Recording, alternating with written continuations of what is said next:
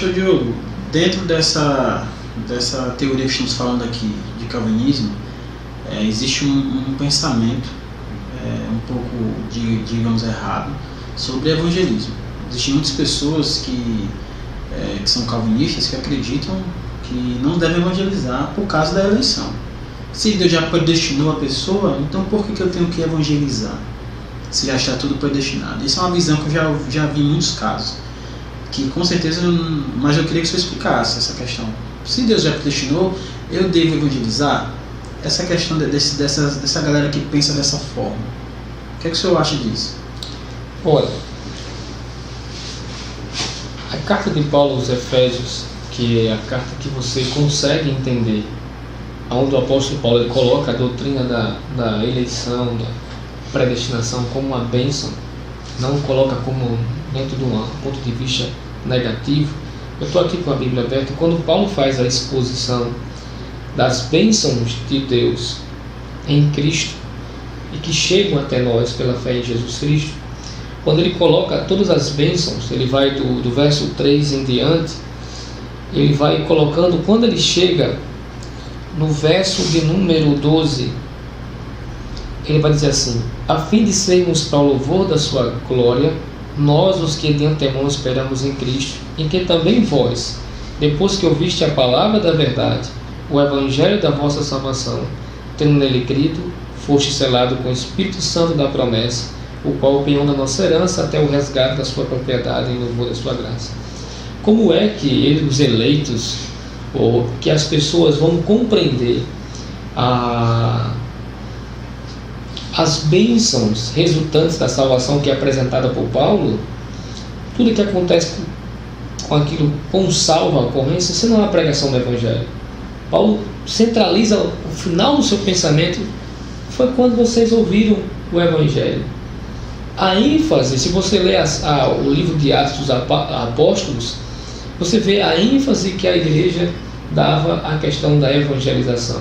E é um texto interessante, que a ênfase da igreja na pregação, a igreja caia na graça, e o texto é claro no capítulo 2, e a cada dia o Senhor ia acrescentando aqueles que iam sendo salvos. Mas você vê que tanto no capítulo 4, quando há ameaça para que eles parem de cessar, vocês não podem mais parar, falar mais desse nome, rapaz, eles não deixaram, nós não podemos deixar de falar, somos testemunhas. No capítulo 5 eles são açoitados, porque todos os dias, de casa em casa, eles expõem o Evangelho. O que eu acho, como eu falei há pouco instante, primeiro capítulo do livro de Charles Spurgeon, Conselho para os Obreiros, ele fala lá, bem claro, de pessoas que na época almejavam o ministério e achavam que o ministério, se eu tivesse um púlpito em Londres, eu abraçaria o ministério. Aí Charles Spurgeon começa o capítulo falando para os obreiros que Londres, a Inglaterra, tem seus púlpitos. A casa é o púlpito do pregador, as ruas de Londres eram o púlpito, aonde estivesse um pecador, era ali um púlpito. A ênfase no evangelismo, né? O pai das missões mundiais, William Carey, era um calvinista. Ele influenciou a evangelização no contexto mundial. Então você vê no capítulo de número 2 do livro, dentro do livro, os anjos visitaram Sodoma. Spurgeon fala assim: se os anjos foram a cidade que o nível de corrupção, de imoralidade é grande, ele dizia assim: pastores, não importam o nível de imoralidade que a pessoa tem, toda pessoa precisa ouvir o Evangelho. Então esse calvinista, ele dá ênfase nisso. Eu acredito que uma das formas dos eleitos, daqueles que são de Cristo, serem chamados é a pregação do Evangelho.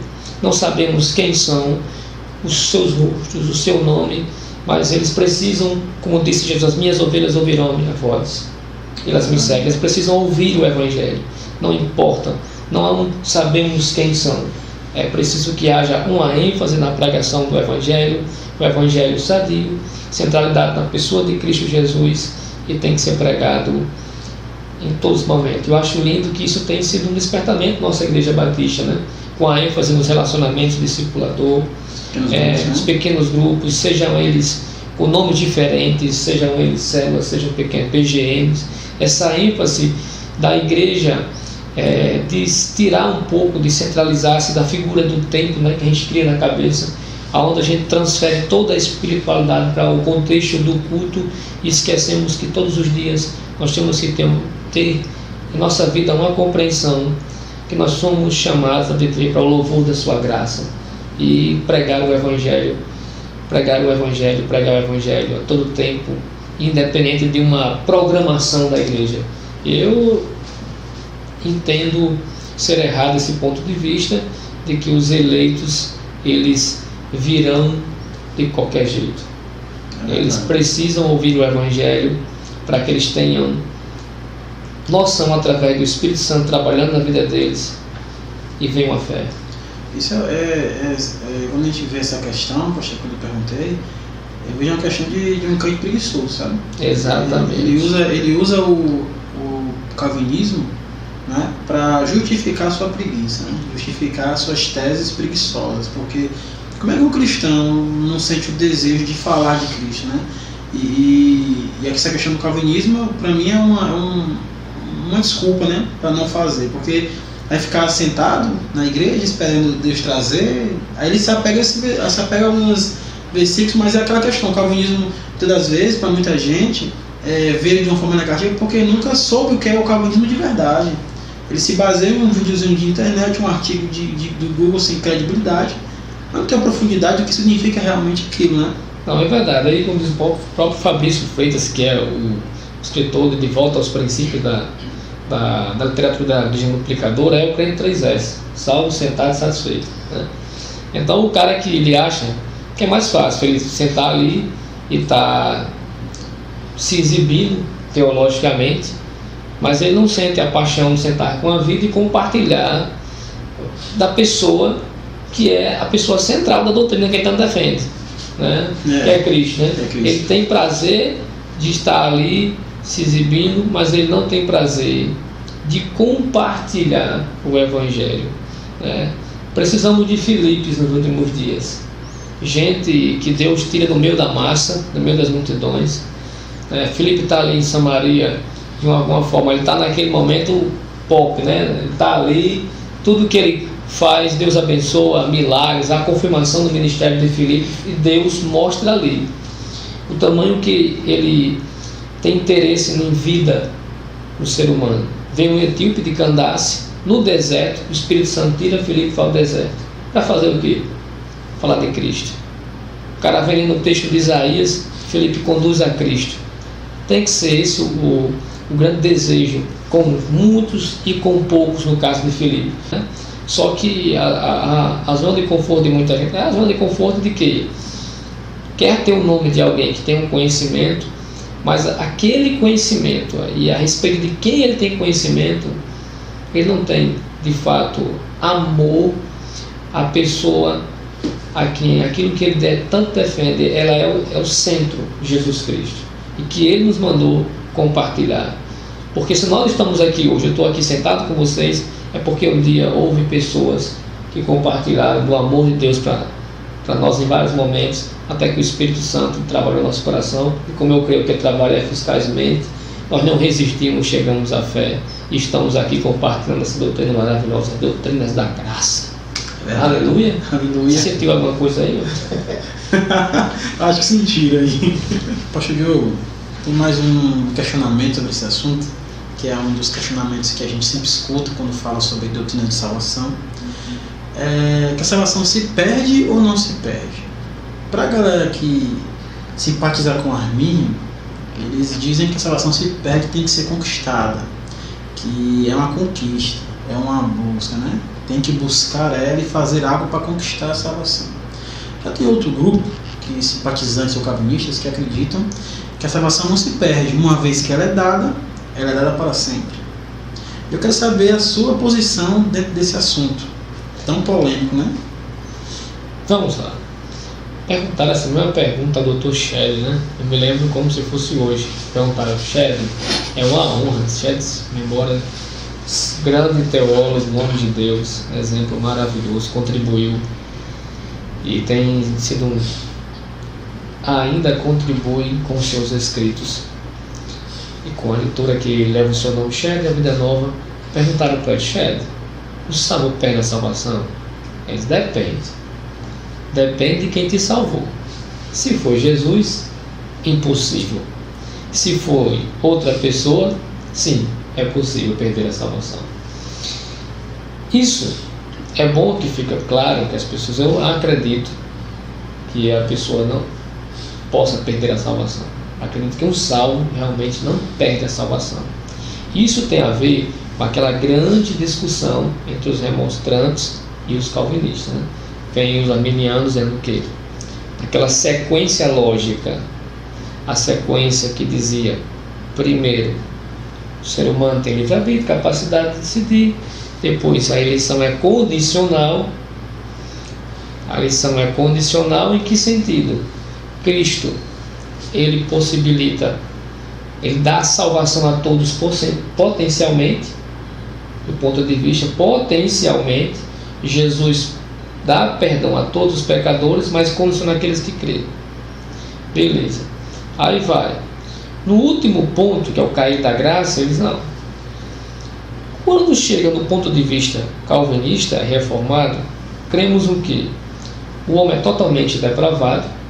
Segundo, por ele é totalmente depravado, a eleição ela é incondicional. Ou seja, pela graça de Deus, Deus escolhe. Aí vem uma coisa: se você for olhar a questão da ordem da salvação, dentro do ponto de vista apresentado pelos calvinistas, Piper diz que é uma das melhores formas, algumas, então não é melhor, de você entender como é que isso ocorre na prática. Eu acredito o seguinte: como eu sou alguém que defende a teologia reformada, que isso tem a ver com a perseverança dos santos, a certeza de salvação. Por exemplo, quando nós cremos que a depravação ela é total, nós estamos dizendo que o ser humano ele não tem capacidade de se salvar. Se ele não tem capacidade de salvar, quem tem que salvar ele?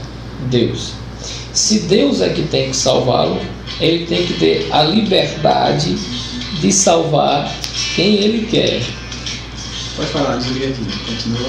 Se ele tem que salvar quem ele quer, ele é livre para salvar quem ele quer. Se ele é livre para salvar quem ele quer, Jesus morre por aqueles, ele vai fazer expiação para aqueles que Deus que salvar, que são os eleitos. Se Cristo morreu para os eleitos, eficazmente o Espírito Santo vai trazer esses eleitos à fé.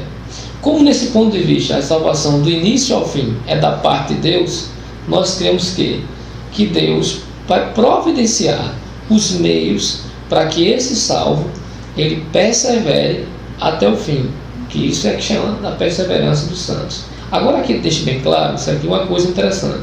Às vezes as pessoas pegam uma frase que eu escuto muito na igreja: uma vez salvo, salvo para sempre. Aí distorcem. Houve uma época no meu batista que se estudou os princípios e declaração doutrinária batista. O comentarista foi até Roberto Amaral Silva. Quando ele foi explicar a questão da doutrina, o ponto da salvação e a questão da eleição, ele disse que muitos acham que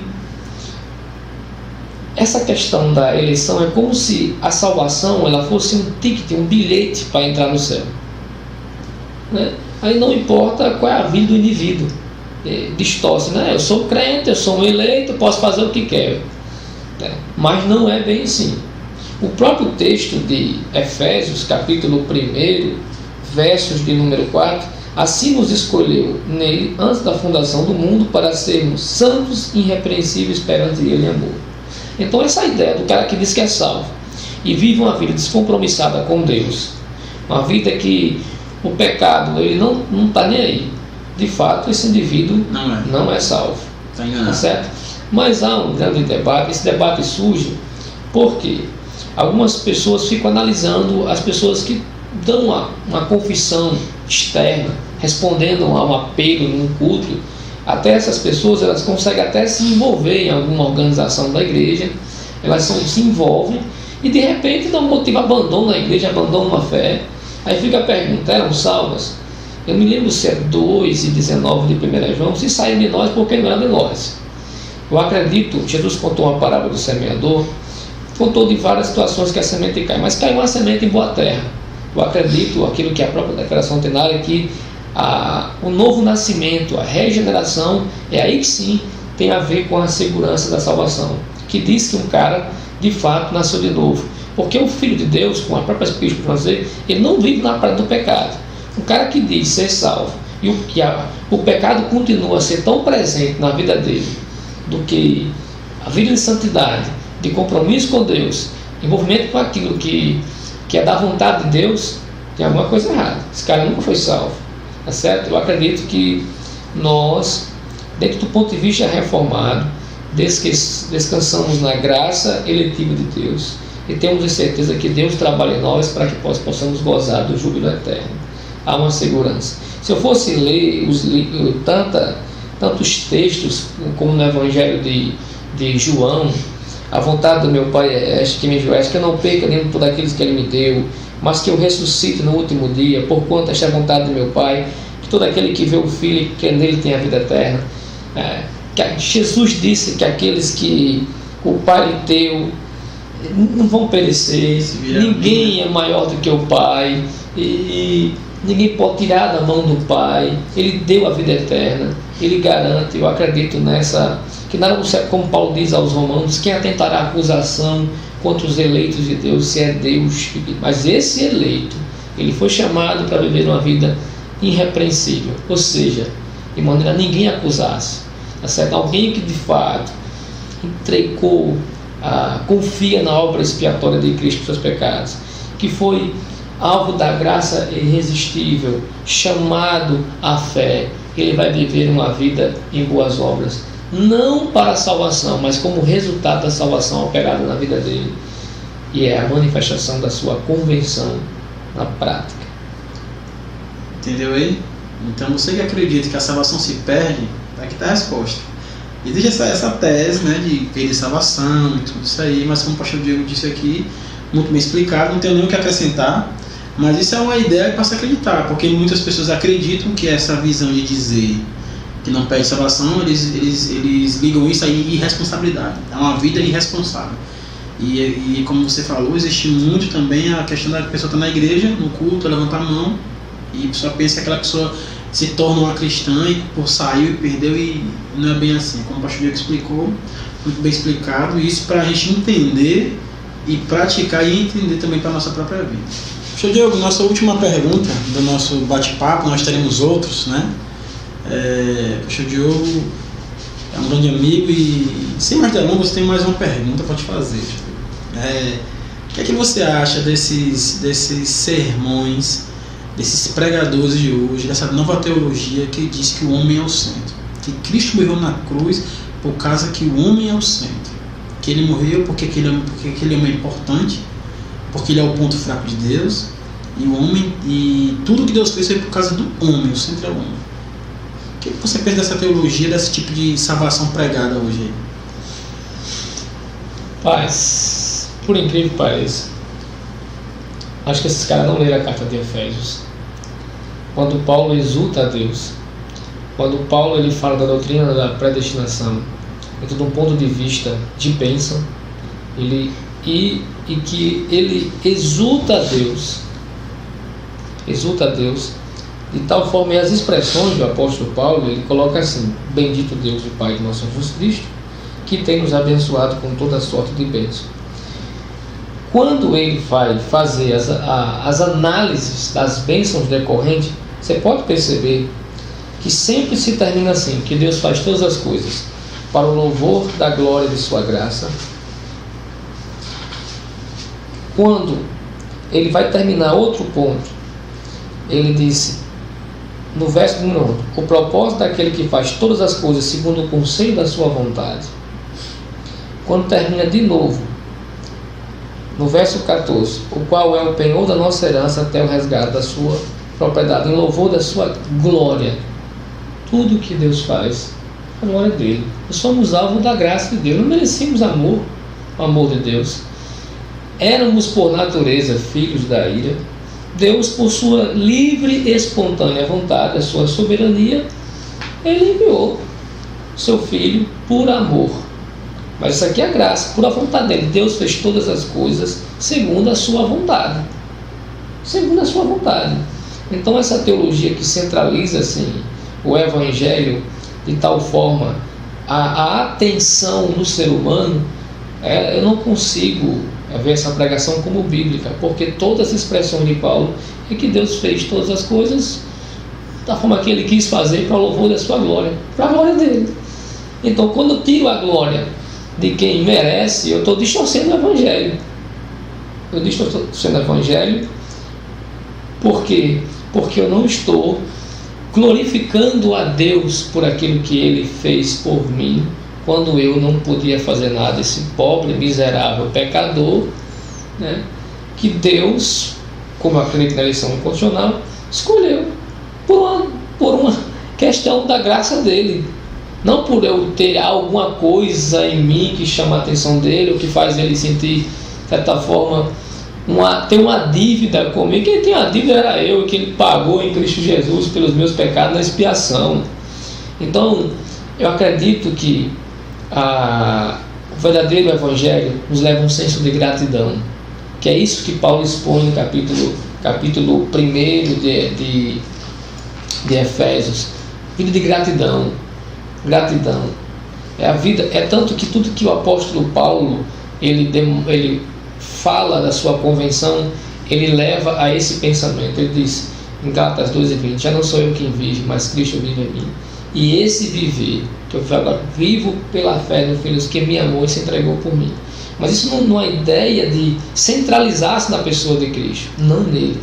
Você nunca vai ver os apóstolos chamando a atenção para o homem, nunca colocando o homem no centro. Sempre Cristo, sempre a questão do Evangelho, a questão da vontade de Deus, louvor da glória de Deus, tá certo? Até mesmo as nossas obras que são decorrentes da nossa salvação são para a glória de Deus. Jesus disse no Sermão da Montanha: assim resplandeça a vossa luz diante dos homens. Para quê? Para você ser o cara, para você mostrar, para que veja vossas boas obras e glorifique a vosso Pai que está no céu. Sempre a ideia é glorificar a Deus. Então eu não vejo isso com bons olhos. Por isso tem muita igreja que é expert em atrair, tornar o Evangelho atrativo, tá certo? As pessoas que vêm aqui ao culto percebem que aqui nós choramos quando ouvimos louvores que exaltam a obra de Deus em Cristo, mas por entendermos que nós não merecemos nada, e que Cristo fez aquilo por uma decisão soberana da vontade do Pai deles, como a próprio texto vai mostrar a trindade envolvida na eleição em Efésios, e termino para o louvor de sua graça, favor imerecido. Ele não merecia nada, e quem sou eu para achar que ele fez porque eu sou o centro? Ele é ele, por ele, para ele são todas as coisas. Então nós percebemos aqui, excepcionalmente, que esse tipo de sermão é totalmente falso. Nós temos que ter cuidado, né, com esses falsos ensinos, esses falsos profetas que têm atraído a muitos. Pastor Diogo, foi um prazer estar aqui. Pastor Diogo, a gente fica feliz, gente do canal, que o Pastor Diogo aceitou esse convite com muito agrado. Já era para ter gravado, mas aconteceu algumas coisas, não podemos estar aqui, mas agora gravamos. Esse é o primeiro vídeo. Vou gravar em breve outro vídeo com o Pastor Diogo sobre outro assunto, acho que mais maleável, né? Mas se você quiser visitar aqui a igreja que o Pastor Diogo pastoreia, o endereço é? Aqui na rua Vivaldo Cavalcante, aqui, para ficar mais fácil, isso aqui é na rua, aqui na lateral do posto da Petrobras, que fica, são dois postos, né, que é chamado da escola, e um de frente, na lateral, essa rua Vivaldo Cavalcante. Senta na FAPIG, né? Sim. Batistas do Parque Coqueiro. Temos o culto aqui na quarta-feira e nossa celebração de domingo. Para mim é uma honra estar aqui. Já era para a gente ter feito assim, mas por motivo de enfermidade, essa virose, né? Virose me pegou repetidas vezes. Mas eu glorifico a Deus por sua vida, por esse momento. De fato é um privilégio estar com vocês e debruçar nas doutrinas da graça, porque tudo que a gente está ouvindo aqui essa questão da predestinação tem a ver com a doutrina da graça, né? E a predestinação tem a ver com todos os decretos da parte de Deus e com esse decreto tão debatido. Aqui eu acho que a palavra predestinação é a que mais entra em controvérsia na teologia. E a minha pessoa, eu sou um iniciante, estou começando agora a falar sobre assuntos, mas espero ter cooperado e ter provocado nas pessoas que estão nos assistindo um desejo para estudar e analisar isso com humildade, tá certo? E olhar para esse assunto como uma bênção, como o apóstolo Paulo apresenta em Efésios, é uma bênção mesmo, uma bênção para o louvor da graça de Deus. Pois se olharmos com essa análise, o próprio Calvino diz, nós iremos analisar com um olhar diferente. E todos nós teremos dificuldades, não somos os únicos a ter dificuldades, tá certo? Agradeço demais e vou ficar na expectativa aí da volta, né? Se é iniciante, imagine eu, né? Não. Mas, gente, a gente vai colocar o link da fanpage da igreja também na descrição do vídeo para você poder fazer uma visita aqui na Igreja Batista do Parque dos Coqueiros. Você pode curtir esse vídeo, né?